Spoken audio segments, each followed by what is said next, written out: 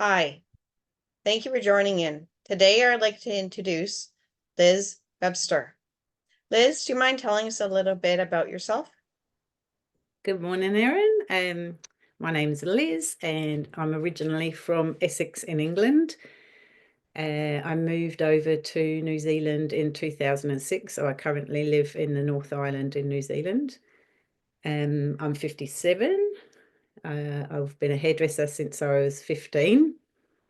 Then I started to get really interested in yoga a few years ago and went over to India just before COVID actually and studied my yoga teacher training so that I could give up hairdressing after doing that for so long and teach yoga. But then what happened, obviously COVID happened and I ended up going and working for a friend in a drug and alcohol rehab and retraining in addiction. And I had some addiction issues myself, so I had like lots of lived experience, which was great. And then when I sort of studied the addictions, I saw like the addiction and the yoga could really like work together. And so I got really interested in doing more of a yoga therapy type work, and currently still do that, still training in that. Yeah. Awesome. Okay. And today we're here to talk about trauma. Have you experienced a trauma in your life? Yeah, so I've had some like little T traumas, but my main um big T trauma was when I was 23. I was in a car accident with my husband, which killed him immediately. He died immediately at the scene. I'm sorry to hear So that. thank you. So that was really massive. Like I didn't understand about the nervous system and stuff like that, but I think I just went into complete freeze. Um, I was obviously in the accident myself, and I just like I knew he died, but I just didn't want to know. It was a real bizarre thing. And, I was trapped in the car at the time and I just kept on getting them to concentrate on Colin, get Colin out, sort Colin out. It was just as though my brain just switched off and it was just like, he's going to be fine. He's going to be fine, even though I really knew I needed someone to actually tell me that he wasn't before I could actually process it. So yeah, and like I was only 23, he was 28. We'd got married 3 years previous. So we'd been together 8 years, but we'd been married for three. And he was my first real boyfriend. I'd been with him since I was 15, and we'd got our first house when I was 18. I was very old for my age, very grown up, um, sort of 20-year-old when I got married. I wasn't like, when I look at my children, how they were at 20, I'm like, I was so mature. Yes. And running a household seemed just like second nature to me. Um, so yeah, so like burying my husband in the same place I'd married him 3 years previous, it just seemed like I was living an out of body experience. It was just Unreal. horrific. It'd feel Yeah, unreal. just so bizarre. Yeah. That would be really Yeah. hurt and really shocking. Mm. Yeah, and it's how it impacts or how it impacted me, like it absolutely changed my life. The What happened, we were driving out of the village that we lived in. It was really crazy because I'm a mobile hairdresser at the time, and I really didn't like driving. I was a real nervous driver. And so any time I could get Colin to actually drive me. And that particular night, I was going to do a lady's hair a couple of villages away, and I was like, "Oh, Colin, will you drive?" Um, and then he was going to go and see a friend, and he's like, "Yeah, I will, but this is the last time, Liz." And because that real brought on that survivor's guilt because it was the last time. Okay. And yeah, like after that. I had to learn pretty much to drive again. I had friends that were so good with me, like getting my confidence to drive again, because, doing that job, I needed to. I didn't work for a year. I just couldn't. I just, even though I wasn't badly injured in the accident, like emotionally, I was slaughtered. And then what I did was like numb my pain with drinking. So I was Okay. drinking a lot. Um, yeah, I come from England, so it's quite a normal thing, all like I saw my dad deal with the divorce with my mum with a bottle of whiskey. I saw my dad deal with sort of like fishing up the dead body because he was a fisherman with a bottle of whiskey. So any emotional stuff, it was normal to drink. So So that's that how had you a learned big effect. just like how to cope. And the funny thing is, I always knew drugs were bad, and this sounds so dumb now, but I was very much like chain smoking and drinking a litre bottle of spirits a night.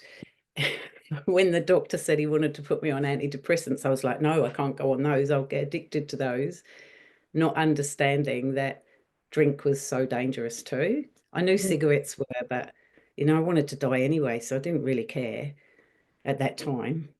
I just couldn't understand why we hadn't both been killed at the same time, because I was like, I don't know how I can live with this pain.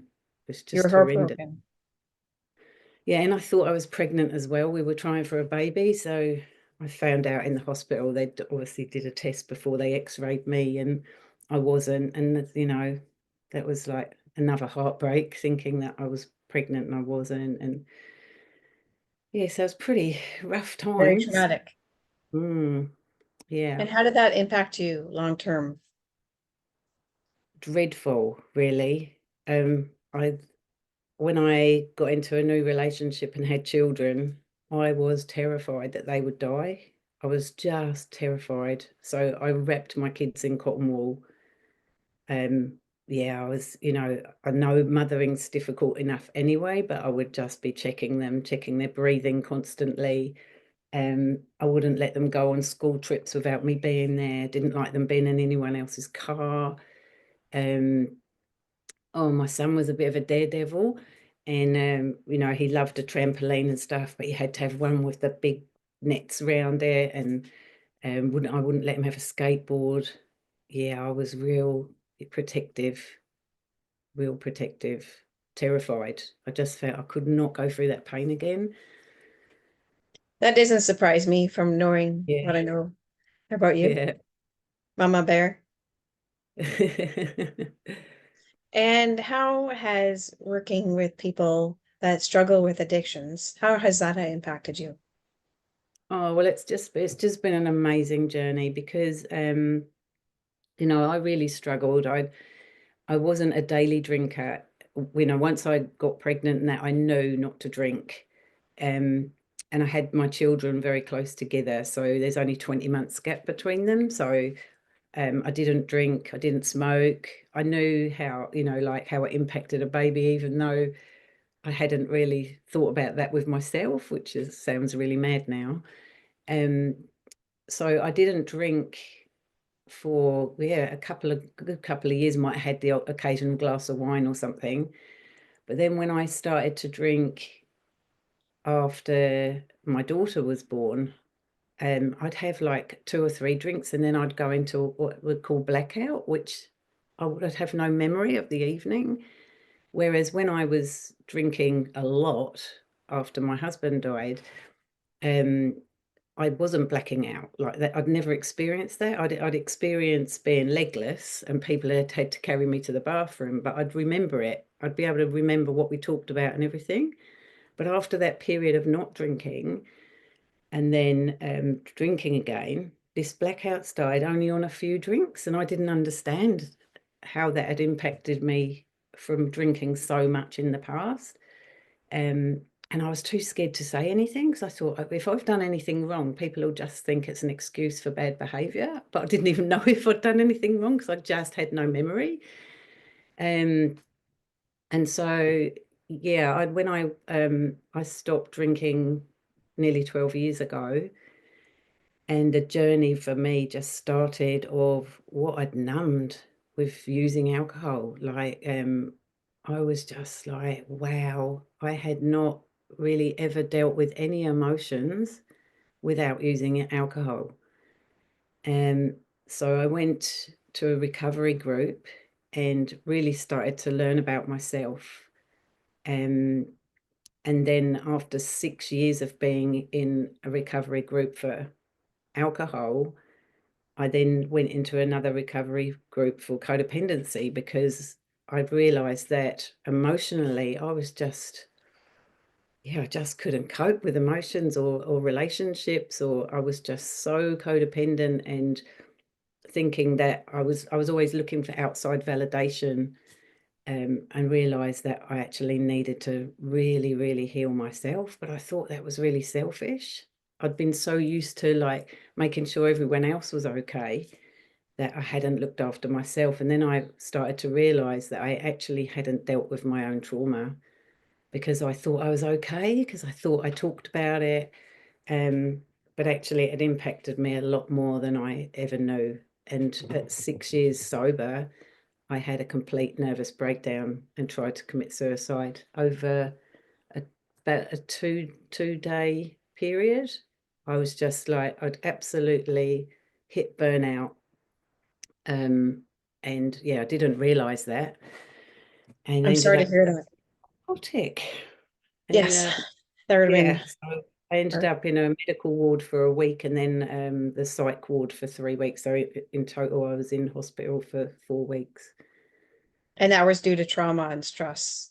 Yeah, and that was in like 2018. So my accident was in 1990. So, But since, with the build up of not dealing with the trauma, and then suddenly, yeah, just everything impacted. and had you realized you had trauma? Um, I don't think in those days we'd heard of PTSD really, but it clearly was. It clearly was still impacting my life. And from like it being pretty much my lowest, it's actually been the best thing that ever happened. They call it like a spiritual awakening in recovery. um and I'm absolutely certain that's what happened, because I went from being completely emotionless to going, I can't ever get to feel like that again. And so it's really made me put myself first, realize that, they say, don't they, on aeroplane, that you can't, always put the oxygen mask on yourself first Mhm. because you can't help anyone else. And I so understand that now. That's So exactly what I was thinking. yeah, so for me now, working in the rehab and helping other people with lived experience, it's just amazing because I can share my story, but I'm so passionate that I know this stuff works. I really know that it works because I'm a living, breathing example of, really being at that rock bottom where I wanted to die twice, um, and very nearly succeeding. And now I'm so incredibly grateful that that did not happen. And so And am I. so, I'm glad you're alive. oh, thank you, Erin. Where would I But have my training like, buddy? yeah, but like when you get that low, I really believed that everyone else would be better off without me being here. And I seriously believed that. And now I'm just like, whoa, how could I get so mentally, physically low, emotionally low? It felt like it came on really quickly, but it was just lack of, well, not just, it's huge, lack of sleep, not eating properly, all those things that when you've got someone else going through a crisis, you tend to let go. I was whizzing off and helping someone else rather than have my lunch. Oh, that's okay. I can eat later. And obviously my nervous system was just going faster than it should have done. And in the end, it was like burnout. I couldn't sleep, didn't sleep for a few days, and then went completely psychotic. So, yeah. And now Well, I'm very the grateful world, that happened because I got the help I needed. I'm glad because the world wouldn't be the same without you in it. Oh, thank you. So it sounds like you went on a big journey and you have met many people with addictions that struggle with addictions. Mm. How many people that you've worked with and met along your journey, how many people do you find had trauma? Well, it's really interesting because um, before I started to really get into the trauma work, we just treated the addiction for the addiction. And then I've been really interested in Gabor Mate's work. And, all the work and stuff I've been doing is literally what's underneath the addiction. And I know for myself, my trauma. I mean, I definitely, was like to have a few drinks and all that before my trauma. But I definitely use the drinking to numb my pain. And, now that I really understand that, I look at addiction differently. It's like, yeah, why are you numbing? What are you numbing? Why are you numbing? Some people are just have got caught by the addiction and they just drink or drug, but most people have got stuff that they're trying to avoid, some pain they're trying to avoid. But a lot of people don't want to look at it, Erin. It's hard work looking at healing. It's a people want a quick fix these days, so they'll go, oh, like I'll take a drug for that instead. They'll just go from the alcohol to the drugs, or they'll go from the alcohol to the porn, or binge watching TV, or scrolling their phone.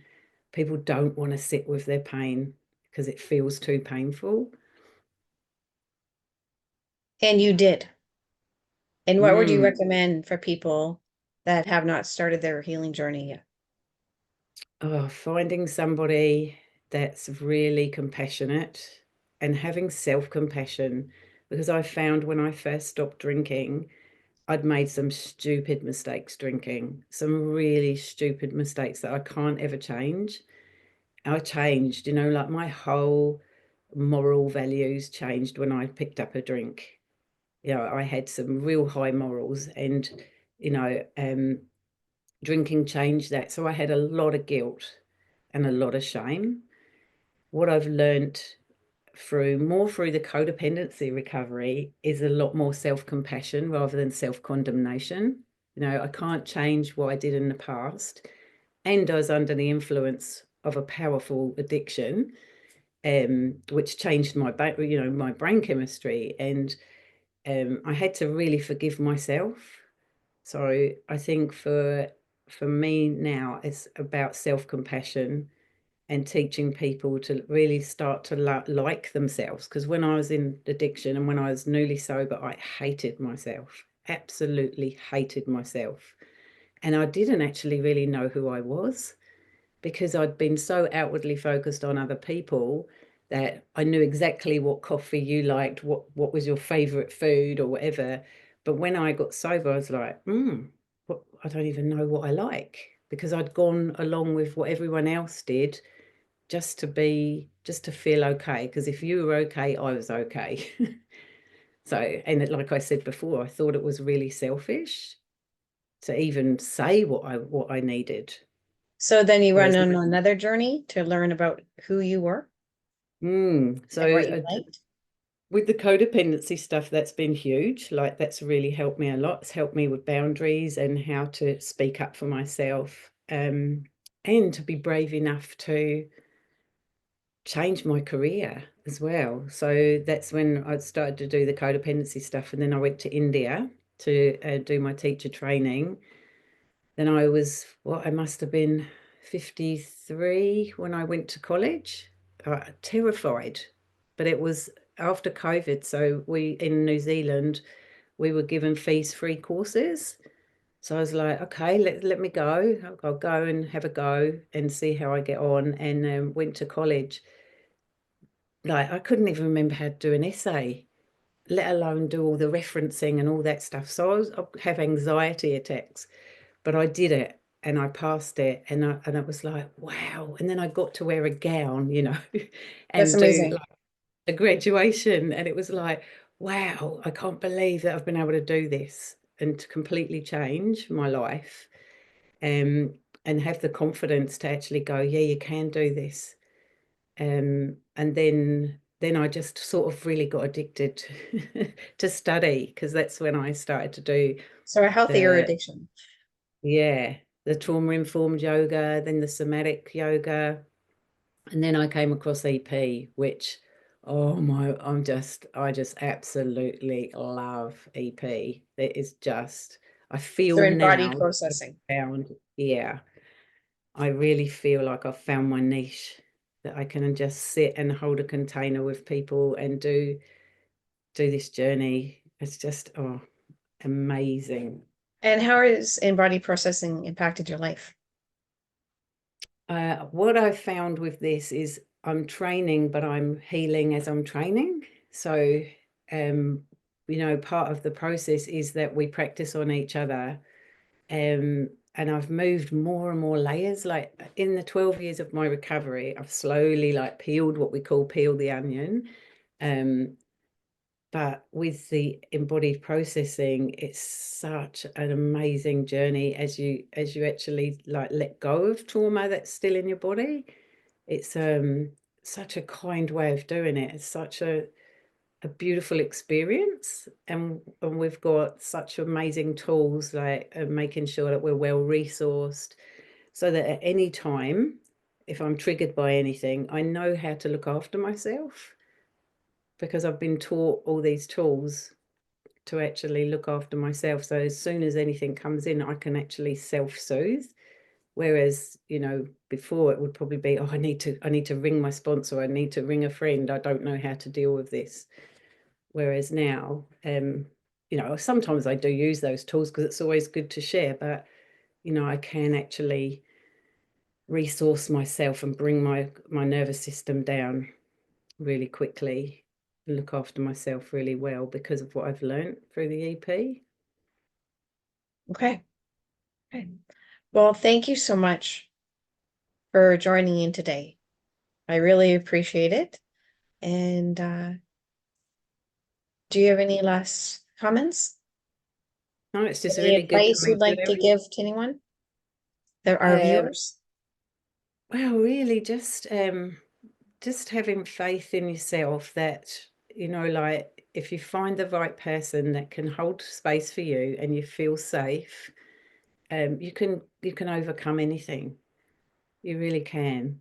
And I find with the embodied processing, you build that real beautiful safe container where your body will actually feel that trust, and then you can heal. Because like I found, look, I'm a real good experience of what you don't deal with stays in the body, and it's going to come out at some point.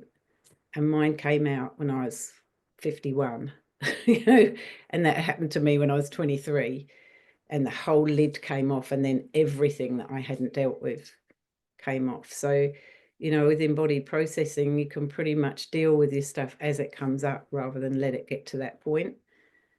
So, yeah, I think just, yeah, just having courage, having a really good support person, not having to actually do the talk therapy. I'd been put off by talk therapy when the accident first happened. I got really put off of that. So I think I went to about 4 sessions and was just like, nah, I'm all right. I can talk about it. Um, but obviously I wasn't all right. It was building up and building up in the background. Yeah. Okay. Well, thank you so much. You're very welcome. Good to do this with you, Erin. It's been lovely working with you. You as well.